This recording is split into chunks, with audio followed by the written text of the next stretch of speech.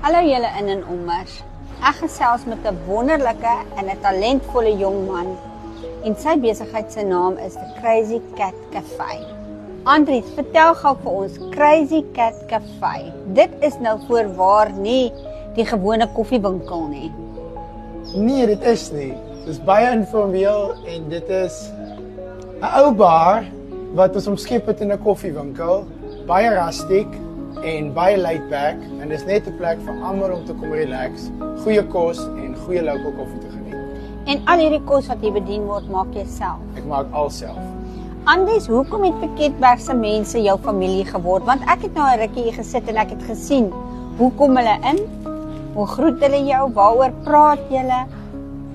Die mense van Piketberg klim maar net in jou harte en jy raak net so gou gewoond aan almal en die mense aanvaar jou net baie vinnig in die dorp.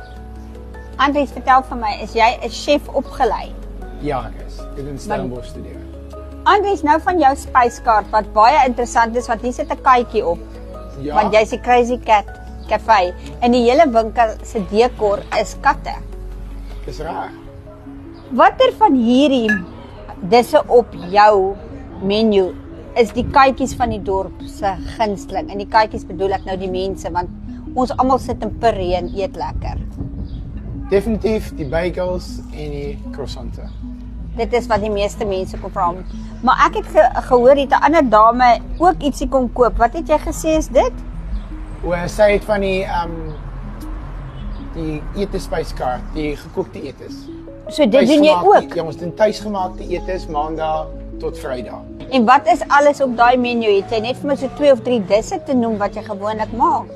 Daar's tradisionele disse en dan is daar iets bietjie anderste. Ons doen so die tradisionele bobotie, herderspastei, dan is vandag is chicken parmesan met aardappel wedges en coleslaw en dan doen ons slaaië.